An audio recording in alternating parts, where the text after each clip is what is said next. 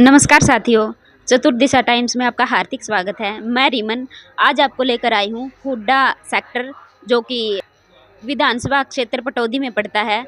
तो आज हम जो भावी उम्मीदवार हैं उनसे मुलाकात करते हैं। आइए उनके बारे में जानते भी हैं और इसका राजनीति में आने का मैम का उद्देश्य क्या है। तो सबसे पहले तो नमस्कार मैम। नमस्कार रीमन जी, आपका बहुत बहुत धन्यवाद। और आपके चैनल के जितने भी साथी दर्शक हैं उनको भी मैं नमस्कार करना चाहूँगी। और देखिए, मेरा नाम सुनीता वर्मा है और मेरी जो पहचान है, बेशक मैं राजनीति में हूँ लेकिन आज भी मेरी पहचान एक सामाजिक सेविका के रूप में एक सोशल वर्कर है। क्योंकि समाज सेवा मैं करती हूँ और आगे भी करती रहूँगी। समाज सेवा में मैंने 3 लिम्का बुक ऑफ रिकॉर्ड्स हैं और 1 गिनीज बुक वर्ल्ड रिकॉर्ड्स हैं और 5 राष्ट्रीय अवार्ड हैं। ये तो राजनीति में पता नहीं किस तरीके से किसी ने कहा कि मैडम जी, जब आप इतनी समाज सेवा कर रही हैं, इतने रिकॉर्ड बना रही हैं, तो क्यों नहीं एक बार आप इस राजनीति में भी कदम रख के देखती। तो बस मेरा कदम रखना हुआ और बड़े बुजुर्गों का आशीर्वाद और साथ सहयोग मिलता रहा, तो 3-4 चुनाव इस राजनीति में भी लड़ लिए। जैसे पंचायती राज में जिला परिषद से मैं वाइस चेयरमैन रह चुकी, 3 बार डिस्ट्रिक्ट काउंसलर भी रह चुकी हूँ और एक विधानसभा चुनाव भी फाइट किया हुआ है 2014 का। ओके मैम, मैं आपने इतने सारे चुनाव लड़े हैं और जीते भी हो आप, तो उनमें ऐसी क्या कमियां रह गई जो आपने आगे आना पड़ा दोबारा से? इट मीन्स दोबारा से चुनाव लड़ने के लिए, विधानसभा के चुनाव लड़ने के लिए आगे आना पड़ा? नहीं, कमियां कुछ भी नहीं रही, कमियां कुछ नहीं रही। पर दरअसल ये जो चुनाव मैंने लड़े हैं, चाहे वाइस चेयरमैन रही हूँ, चाहे जिला परिषद मेंबर रही हूँ, या मैंने विधानसभा का चुनाव जो फाइट किया है, मैं रिजर्व कैटेगरी से आती हूँ और मैंने तीनों चारों चुनाव मैंने जनरल सीट पे फाइट किए हैं। जनरल सीट पे फाइट किए और वो भी सम्मानजनक चुनाव लड़े हैं मैंने। और ये सिर्फ लोगों का आशीर्वाद था और उन लोगों का सहयोग था। ओके मैम, एक आप महिला होने के नाते अगर आपको जनता जनार्दन चुन लेती है तो उनके लिए आप क्या करना चाहोगे मैम? देखिए, मैं एक आपके इस चैनल के माध्यम से एक बात तो मैं कहना चाहूँगी, क्योंकि जो मुझे मुकाम आज जो हासिल हुआ है, ये मुझे किसी ने थाली में परोस के या किसी मुझे विरासत में नहीं मिला। मैंने जो आज मुकाम जो हासिल किया है, तो सिर्फ़ और सिर्फ बड़े बुजुर्गों के आशीर्वाद की बदौलत, उन लोगों की दुआओं की बदौलत। तो मैं दूसरी बात एक और बताना चाहूँगी कि मैं किसी बड़े राजनीतिक परिवार से नहीं आती हूँ। मैं बहुत ही एक साधारण परिवार से आती हूँ, एक शिक्षक परिवार से आती हूँ। मेरे पापा जी भी हेडमास्टर पद से रिटायर हैं और ये भी एजुकेशन डिपार्टमेंट है। तो एक शिक्षक परिवार से होने के नाते, जन्म से इसी शिक्षक परिवार में पली बड़ी हूँ, तो जो एक शिक्षक की सोच होती है, बच्चों को लेकर भी, एक बच्चे की उँगली पकड़ के उसको रास्ता दिखाता है, समाज में अपना अहम रोल अदा करता है, राष्ट्र निर्माण में अपना अहम योगदान देता है। तो ये जो एक शिक्षक की सोच और जो उनकी समाज को एक दिशा देने की होती है, वही सोच मेरे अंदर है और मैं भी समाज को एक नई दिशा देने के लिए निकली हूँ और 2 सोच को लेके आगे बढ़ रही हूँ। एक तो ये सोच कि देखिए, मैं गाँव में आज भी जाती हूँ, तो लोगों की एक ही धारणा और एक ही सोच बनी हुई है, क्योंकि देखिए वो हर बार चेहरा बदलते हैं। हर 5 साल में चुनाव आते हैं, हर 5 साल में एक उम्मीद के साथ, एक भरोसे के साथ वोट करते हैं और जिताते हैं, उनको कुर्सी भी देते हैं, उनको पद भी सौंपते हैं। लेकिन चुनाव से पहले तो जनता के बीच में जाएंगे, उनके हाथ भी जोड़ेंगे, पैर भी पकड़ेंगे, लेकिन जब उनका मतलब निकल जाता है ना, तो वो लोगों के पीछे मुड़ के भी नहीं देखते। आज भी वो जनता की जो आवाज़ बनी हुई है ना, कि भी नेता हमारा बनाया होता है लेकिन पीछे मुड़ के नहीं देखता, हमारी तरफ नहीं देखता। मैं ये मानती हूँ, शायद हो सकता है आप मेरी इस बात को गलत माने, लेकिन मैं ये मानती हूँ कहीं ना कहीं जो वो कह रहे हैं, उनकी सोच जो बनी हुई है ना, नेता पीछे मुड़ के नहीं देखता, कहीं ना कहीं दोषी आप और हम ही हैं। क्योंकि हर बार जो हम वोट करते हैं, या तो किसी जाति के नाम पर करते हैं, या किसी धर्म के नाम पर करते हैं, या रिश्तेदारी के नाम नाते करते हैं, या फिर किसी लहर में के बहकावे में आके कर देते हैं। जब हम किसी जाति के नाम पर या किसी के बहकावे में आके या रिश्तेदारी के नाम पर या लहर के बहाव में आकर हम वोट कर देते हैं, ऐसे बिना सोचे समझे, तो हम कैसे सोच लें कि जो समस्याएं हैं उनका समाधान हो जाएगा। जिस दिन हम जिस दिन हम एक जैसे मैं कांग्रेस पार्टी की एक छोटी सी कार्यकर्ता हूँ, एक छोटी सी सदस्य हूँ, कि मुझे अपने आप पे गर्व भी होता है कि मैं उस पार्टी की सदस्य हूँ जो रोजी रोटी, कपड़ा, मकान, शिक्षा, स्वास्थ्य, रोजगार की बात करती है। वो हर वर्ग की आवाज़ को उठाती है, चाहे युवा हो, चाहे किसान हो, चाहे महिला हो, चाहे वो किसान, हर वर्ग की आवाज़ को वो उठाती है। तो उस पार्टी का सदस्य होने के नाते मुझे अपने आप पे गर्व है। तो जो सोच बनी हुई है ना कि नेता पीछे मुड़ के नहीं देखता, वो सोच, वो उनके दोषी कहीं ना कहीं आप और हम ही हैं। क्योंकि हर बार हम ना तो किसी कैंडिडेट की योग्यता को देखते हैं, ना काबिलियत को देखते हैं, ना उसके अनुभव को देखते हैं। हम हर बार वोट ऐसे ही करते हैं। तो मैं लोगों के बीच में जब जाती हूँ तो उनसे एक अपील करती हूँ, एक ही बात कहती हूँ कि सुनो सबकी, लेकिन करो अपने मन की। जितने भी कैंडिडेट आते हैं आप सबको सुनो, सबको सोचो, विचारो, कौन क्या क्या करेगा अपने हलके के लिए, कौन अपने परिवार के लिए, समाज के लिए, क्षेत्र के लिए। जो जब आपका मन और दिल गवाही दे, आपकी अंतरात्मा गवाही दे, तब जाके वोट करो। अन्यथा वोट की यूं ही मत खराब करो, क्योंकि उसमें किसी और का नुकसान नहीं, नुकसान आपका और हमारा खुद का हो रहा है। तो देखिए मैम, आपने जो मैंने क्वेश्चन किया था महिलाओं के लिए, और अभी मैं एक और महिलाओं पर ही क्वेश्चन करना चाहती हूँ, क्योंकि महिलाओं के साथ शोषण हर नुक्कड़ पे होता है और हर जगह पे होता है, उसको आप कैसे रोकोगे? देखिए, महिला होने के नाते अभी आपने मेरा हाल ही में एक प्रोग्राम भी देखा होगा, 3 मार्च का यहाँ अपने पटौदी में ही हुआ था। देखिए, जेंट्स की तो हर कोई रैली करता है, हर एक पार्टियाँ करती है, लेकिन मैंने महिलाओं का कार्यक्रम करा था और उसमें रिकॉर्ड तोड़ एक ऐतिहासिक मतलब महिलाएं आई थी उस कार्यक्रम में। आप यकीन नहीं करेंगी, उसमें महिलाएं आई थी, करीब 4,000 के लगभग महिलाएं आई थी। और उन महिलाओं को जब मेरे में कुछ दिखा होगा, कुछ उनको आवाज़ हुआ, कुछ उम्मीद लगी होगी, कुछ भरोसा हुआ होगा मेरे ऊपर, तभी तो वो महिलाएं आई।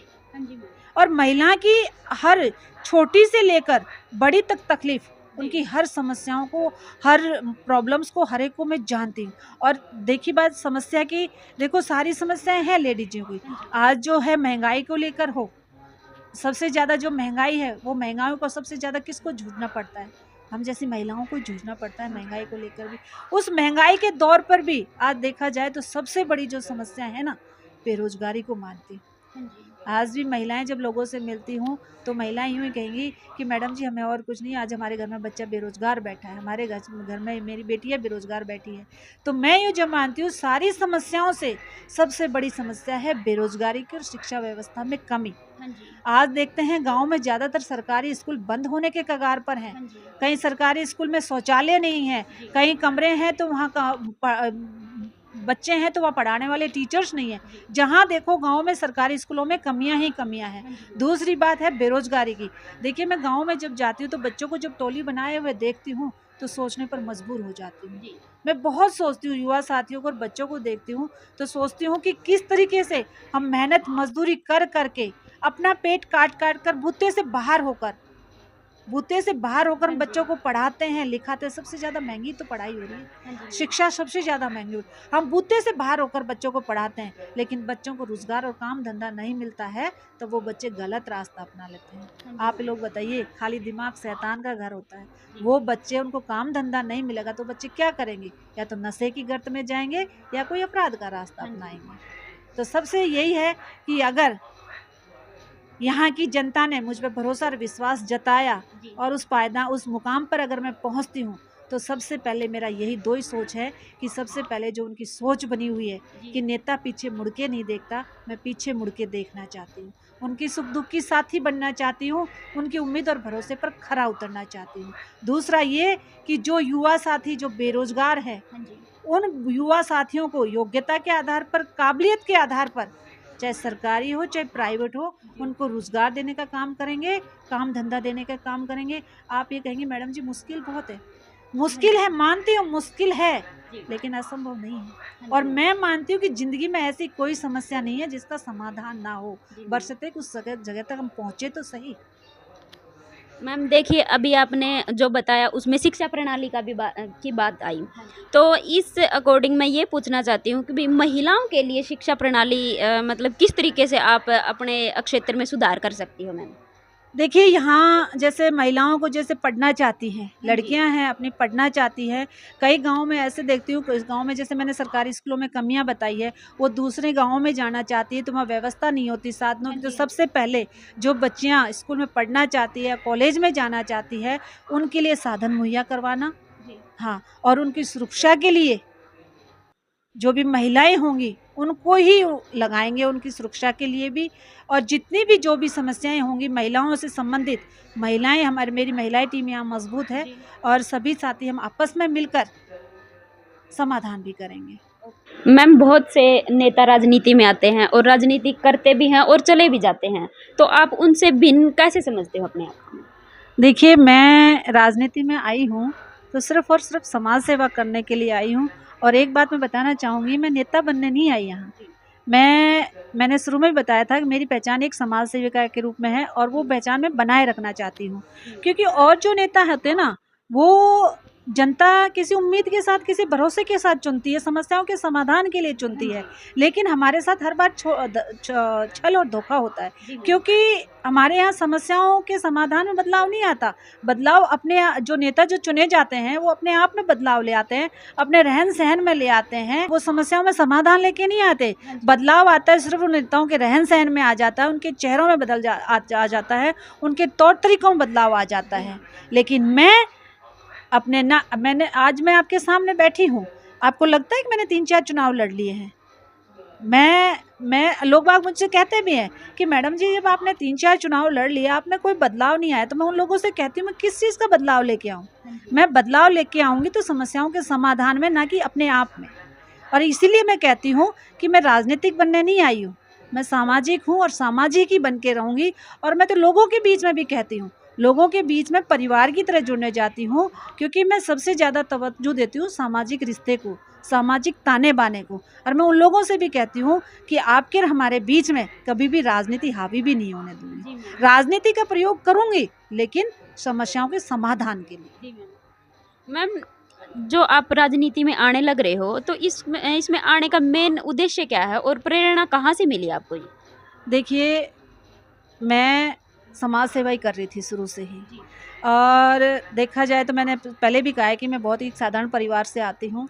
तो मेरे लिए तो जनता ही जनार्दन है, जनता ही का आशीर्वाद मेरे लिए ताकत है, हिम्मत है और आगे बढ़ने का हौसला और जज्बा भी है।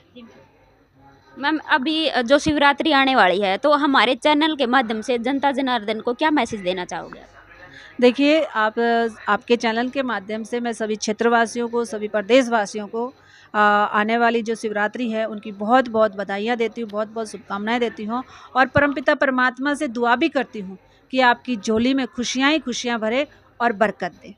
जो आपने पटौदी विधानसभा क्षेत्र में कैंपेनिंग की है, तो उस दौरान आपने किन किन कठिनाइयाँ झेली है और कौन से गांव में क्या प्रॉब्लम आई हुई? देखिए गांव में आज भी मैंने पटौदी के क्षेत्र देखती हूँ ना, वैसे तो गुड़गांव के साथ लगता एरिया है पटौदी, लेकिन अगर विकास के तौर पर देखा जाए ना तो पटौदी में जीरो है, कुछ नहीं है पटौदी में। और विकास हमेशा लोगों के साथ छलावा किया है नेताओं ने, पार्टियों ने, और धोखा किया है हर बार। वो उम्मीद के साथ चुनते हैं कि हमारे पटौदी क्षेत्र में विकास होगा। ये तो यहाँ के लोगों ने, यहाँ के बासिंदों ने अपने स्तर पर तो पटौदी का मतलब विकास कर रखा है, लेकिन सरकार के तौर पर देखा जाए तो यहाँ पटौदी में कुछ भी नहीं। आज भी जैसे गांव में देखती हूँ ना, तो ऐसे गांव देखे हैं मैंने जो कहीं भी नहीं है आज के। पानी कहीं कहीं गांव में तो ऐसा है, पीने का पानी नहीं है, पीने का पानी खारा है, और ऐसी ऐसी गंदी नालियां हैं, जाने का रास्ता तक भी नहीं है। किन किन क्या क्या समस्या बताऊँ, हर एक समस्या है।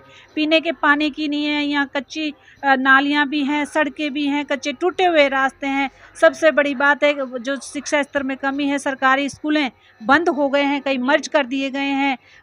कई ऐसे गांव हैं जैसे पहाड़ी वगैरह आसपास गांव हैं, इन गांव में बच्चों को पढ़ाने के लिए अध्यापक नहीं है, टीचर्स नहीं है। तो कहाँ कहाँ कौन कौन सी मैं समस्या बनाऊँ? सबसे ज़्यादा पटौदी में, मैं तो दे दूँ सबसे ज़्यादा पटौदी में समस्या है। लेकिन मैं एक बात कहना चाहूँगी आप सबसे कि जो मैं कह रही हूँ कि जो मैं कहते हैं कि नेता चुन के वापस दोबारा मुड़ के नहीं देखता, और मैं ये कह रही हूँ कि मैं लोगों के बीच में रहना चाहती हूँ, सुख दुख के साथी बनना चाहती हूँ। तो तभी तो बनेगी जब मैं उनकी उम्मीदों पर खरा उतरूँगी, उनके काम करूँगी तभी तो। और मैं जब गाँव में, मुझे समस्या बताने की ज़रूरत नहीं होती, मैं समस्या मुझे अपने आप ही दिख जाती है। देखिए जो आज जो जनता है, आज जनता महंगाई से त्रस्त है। जो किसान जो हैं वो भी अभी अपने आप को ठगा सा महसूस कर रहे हैं। इस मतलब कहना चाहूँगी कि इस बीजेपी ने कोई वर्ग ऐसा नहीं छोड़ा होगा जिसने इसने छेड़ा ना। कर्मचारियों की बात आती है तो उन पर भी लाठियां बांधी, यहाँ तक जनता का जो प्रतिनिधि होते हैं, सरपंच, गांव के सरपंच होते हैं, उन पे भी सरकार ने लाठियां बांधने का मतलब लाठियां बरसाने का काम किया। तो अब जो जनता है 10 सालों का राज देख चुकी हूँ। अब जो है वो जनता जो है हुड्डा साहब के कार्यकाल को याद कर रही है, क्योंकि हुड्डा साहब का जब कार्यकाल था माननीय भूपेंद्र सिंह जो हुड्डा जी का, तो उस समय जो हरियाणा था हमारा विकास में नंबर 1 पे था, निवेश में नंबर 1 में था। लेकिन आज बीजेपी सरकार में हरियाणा बेरोजगारी में नंबर 1 बन गया है। आज अत्याचार हो रहे हैं, आज अपराध बढ़े हुए हैं और हर वर्ग पर लाठियां बांधी जा रही है। यहाँ तक महिलाओं को भी अत्याचार करने पर तुले हुए हैं, लेडीज़ों पे भी। आपने देखा होगा कि एक लेडीज़ ने जब कहा कि भाई हमारे यहाँ एक फैक्ट्री खोल दो, तो माननीय खट्टर साहब, अब तो चेहरा बदल दिया है सरकार ने, लेकिन सरकार चेहरा बदलने से कुछ नहीं होता। उनकी नीतियाँ, उनके कार्य जो थे वो जनता ने आज भी याद रखे हुए हैं।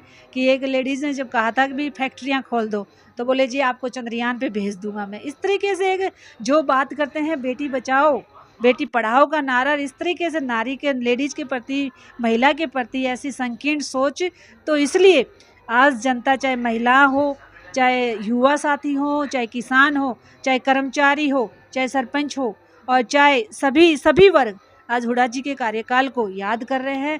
और मैं ये मानती हूँ अब की बार पूरे हरियाणा में पूरी जनता मन बना चुकी है कि अब की बार कांग्रेस की सरकार आएगी, हुड्डा साहब के नेतृत्व में सरकार आएगी और पुनः दोबारा से हुड्डा साहब ही सीएम बनेंगे। अब की बार चुनाव जो हैं, अब की बार चुनाव में आप सभी से एक हाथ जोड़कर अपील कर रही हूँ, क्षेत्रवासियों से भी और प्रदेशवासियों से भी, कि अब की बार का जो चुनाव है वो समस्याओं के समाधान के लिए वोट कीजिए। जो बच्चे हमारे बेरोजगार हैं उनकी रोजगार पाने के लिए वोट कीजिए। किसान जो हमारे तकलीफ में हैं, जो 3 काले कानून लेके आए थे, उनके विरोध में वोट कीजिए। जो हमारे शहादत हुए थे 750 किसान, उनकी शहादत के उसमें वोट कीजिए।